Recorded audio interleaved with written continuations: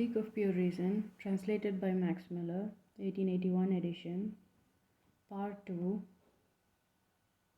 Transcendental Logic, page 63. What I call applied logic, contrary to common usage, according to which it contains certain exercises on the rules of pure logic, is a representation of the understanding and of the rules according to which it is necessarily applied in concreto, that is, under the accidental conditions of the subject, which may hinder or help its application and are all given empirically only.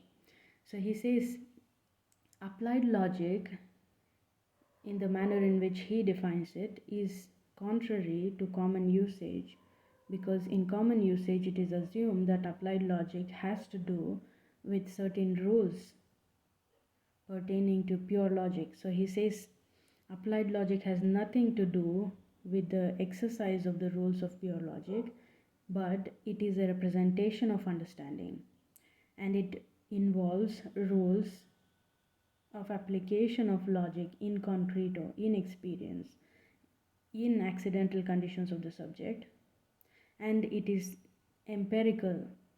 Applied logic is empirical because in order to validate the rules or the claims made using applied logic, it has to be applied to experience, to empirical experience, in order to check its validity.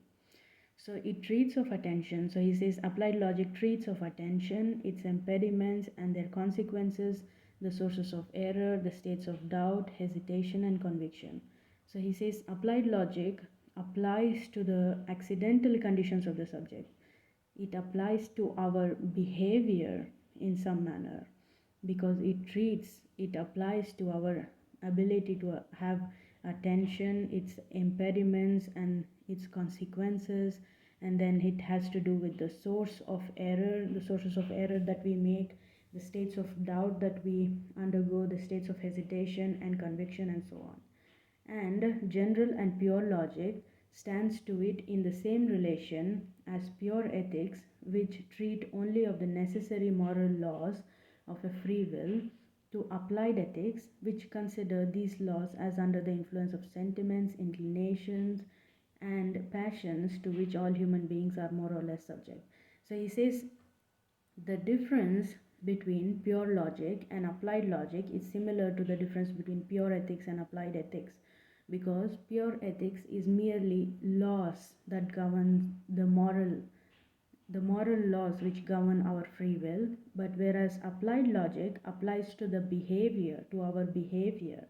So thus applied logic influences our sentiments, our inclinations, our passions, and so on. So he says applied logic is similar to applied ethics, and the difference between applied logic and pure logic is in line or is similar to the difference between pure ethics and applied ethics, because pure ethics is merely rules that govern our free will, the necessary rules that govern our free will, whereas applied ethics is the system of application of those rules in our behavior, in our sentiments, inclinations, passions, and so on. So this can never constitute a true and demonstrated science, because like applied logic, it depends on empirical and psychological principles. So he says, just like applied logic, applied ethics also cannot constitute a true and demonstrated science, because it is empirical. Applied logic is empirical and it depends on psychological principles.